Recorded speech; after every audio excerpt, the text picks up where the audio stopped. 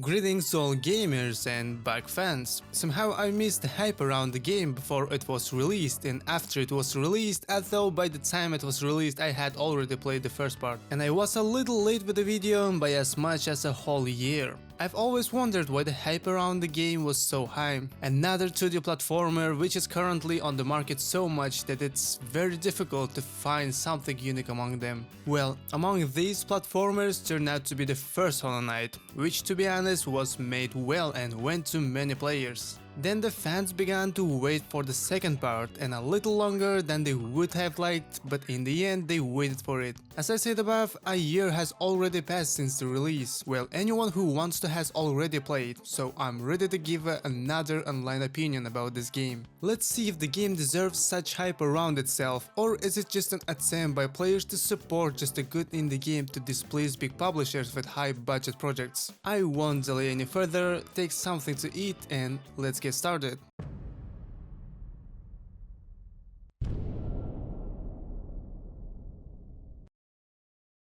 Well, as you can see, everything is visible on the screen. There are many levels in the game and they all differ from each other in their tone and soundtrack, which ultimately sets the mood for a specific level. All levels set their own unique mood. For example, when we get to the very first location, the feeling cannot be expressed in words. Warm green colors and calm soundtrack create a melancholic mood and attract the player from the very first minutes of the game. And the swampy location is disgusting from the first move as soon as you see worms in the water and plunge into it. Each level has its own fauna. Maybe I'm lying, but I don't remember bugs from different levels repeating themselves. During the development, Team Cherry drew a lot of more than 200 species of bugs and scattered them across the levels. Also, there are a lot of bugs. They don't differ much from each other, except for the attack speed. But of course, don't need to dig into it either. Try to make 200 species of bugs have different movesets. In the first part of the game, we were sent to the Kingdom of Hollowness, where the main character of the first part has already gone on an adventure to destroy the plague. Well, after the events of the first part, Hornet was captured by unknown bugs and went to the Kingdom of Farlom, the homeland of the Weavers. By chance, this place is associated with the origin of Hornet. So, for the player of the first part, and not only, the opportunity opens up to learn more about the past of Hornet and the kingdom as a whole. The starting point of the plot is the fact that the kingdom is affected by the haunting. It's a kind of silk madness that afflicts bugs and reanimates their bodies. Throughout the playthrough, you can see how the citizens of the kingdom tell you about what is happening in Farlum. We can see how the bugs and residential areas change throughout the campaign. Gradually settlements collapse and the bugs in turn become haunted by silk. The further a player gets, the more visible the kingdom's destruction becomes. It can be seen in the condition of residential areas and the tone of the game. The bugs become despondent as if there is no salvation and they face being killed by reanimated or enslaved bugs once you reach the third act. You will be haunted by a feeling of emptiness, as if the kingdom is hollowing out every minute. This is why a lot of players love this world. There is a feeling that the world had lived long before Hornet's arrival and the player gradually uncovers what is happening in the game. The most interesting thing even in the first Hollow Knight is the mystery of the world. How the bugs gain consciousness and build this kingdom. To find this out, you have to solve the characters who reveal more about the game's lore. By exploring the world, you get answers to your questions and become immersed in the process. This makes the world feel believable, making you care about what is happening and leaving you intrigued by how it will all end.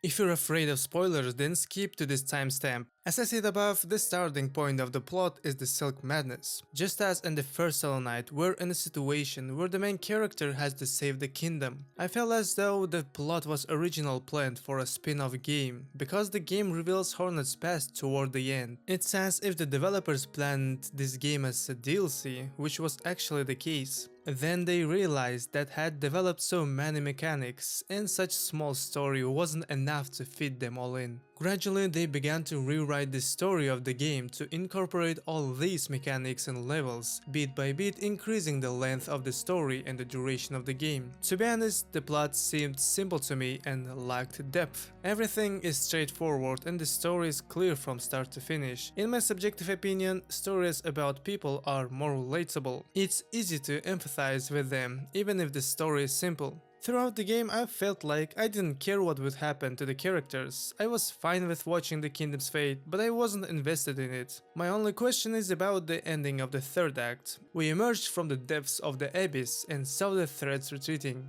And the game ends with the characters looking at each other. I expected to see the aftermath, or at least have someone say thank you. After all that suffering, I'd like to see something worthwhile. But overall, the plot is engaging enough to keep the player going until the end. Speaking of suffering, let's talk about the gameplay.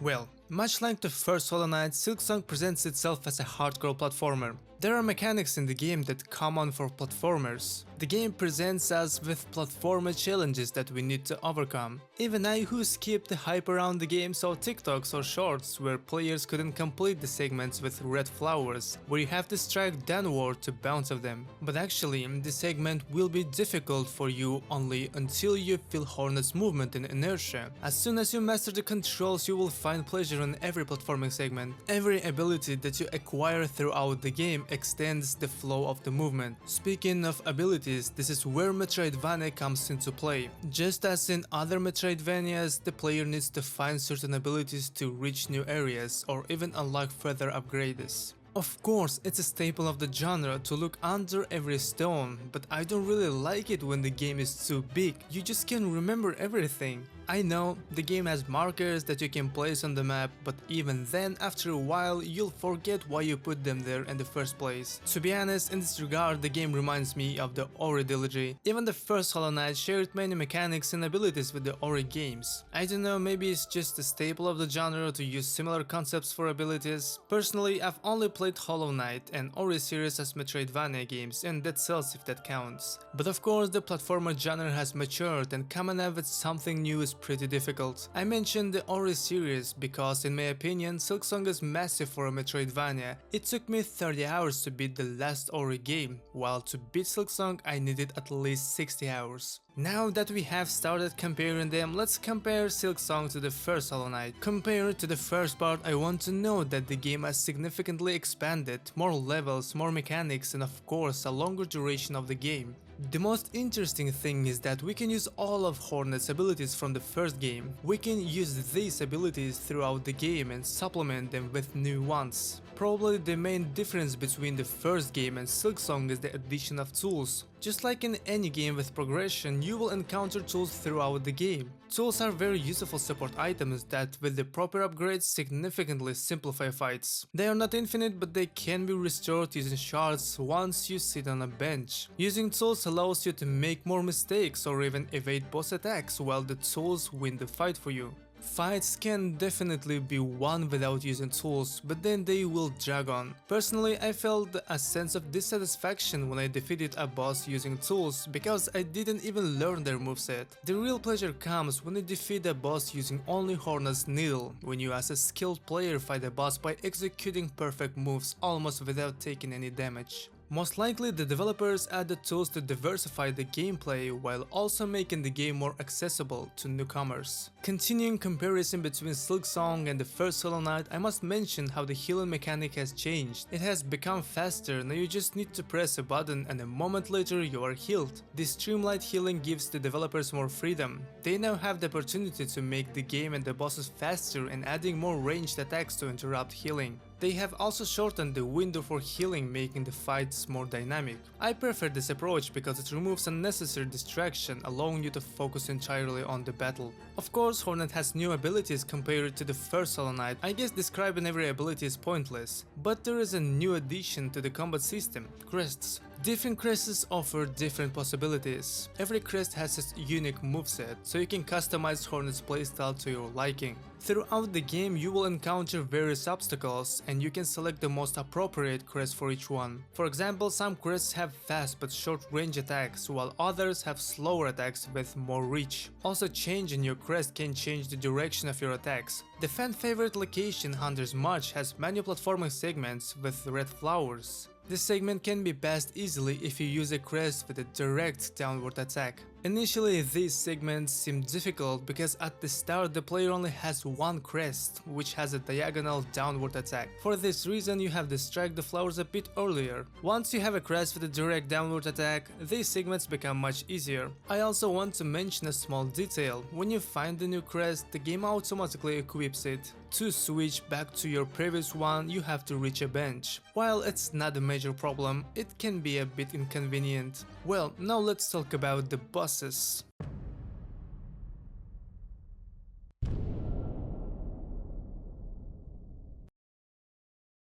We can't talk about the game without mentioning the bosses. Overall, there are plenty of bosses. They differ from one another. Most of them require you to learn their movesets, and once you finally understand their behavior, you can defeat them with ease. However, there are also bosses that you can beat easily if you find the key to the fight. You can defeat them without it, but it will take much longer. The existence of such bosses is rewarding. Once you find the key to the fight, you feel a sense of satisfaction from solving the puzzle yourself. But there is a fly in the ointment, an excess of bosses. Usually in games like this, we need to pass a level to reach a boss. It's a kind of reward for your efforts in passing the level. How I hate this shit. Almost every location contains several bosses. You pass a half of a location, beat the boss. You want to open a new location, beat the boss. You want to grant a wish, beat the damn boss. I don't know, in the past you had to pass a whole level to encounter a boss. You went through a level encountering obstacles and extreme conditions. In this way the game prepared the player for the final test, which was held under similar conditions. So the game checked the readiness of the player. Silksong definitely has such segments. For example, that very swampy location where you have to adapt to the poison and fight enemies despite the environmental irritants like the water you can't fall into. Once you reach the end of the location, you encounter a boss where the game tests your skills. Most of the bosses are interesting with various movesets, design and attacks, but in case we encounter bosses very often, you'll start to get oversaturated. Because of the frequent appearance of the bosses, they're starting to lose their significance. After defeating too many bosses, you perceive them as a common obstacle, as if they were just ordinary enemies. The third act stands out especially in this regard. It's literally a boss rush where you need to beat one boss after another. Throughout the third act, I was tired of this shit and asked, when does this damn game end? Another problem of some bosses is how far a bench is placed from the boss arena. The Last Judge is a good and pretty dynamic boss with an interesting first phase and the second one, where the boss forces you to change your pace. But I hate it when you need to run to the boss a long distance through enemies. Then knowing that you lost one more try, you're on tilt, going back to the boss. As a result, you can't properly remember the boss moves, so you must run to the boss for a very long time. And a very funny thing happened once I beat the boss. I thought it was over because it stopped taking damage, then it started twitching, and I learned from bitter experience that you shouldn't even touch it, so the enemy's body is a hitbox too. Then this happened. Yeah, you defeat the boss, but you lose anyway. I had to do the whole fight all over again. Summarizing everything, I want to say that Silksong is just a good game. I didn't find anything revolutionary for the genre. Among its features, I can only mention the great emphasis on vertical gameplay compared to other games in this category. Anyway, this game is a perfect and highly polished platformer. I didn't find any bugs or any problems with optimization. The game works even on a calculator.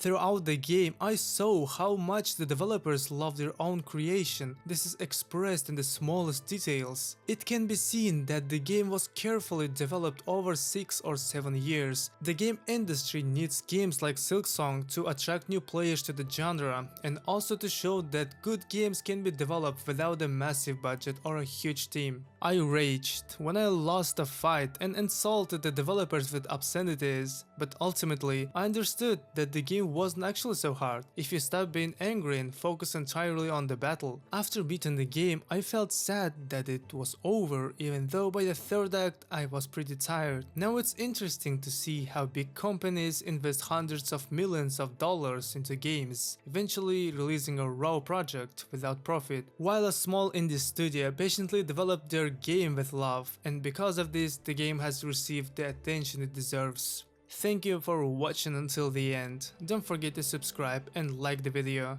See you in the next one.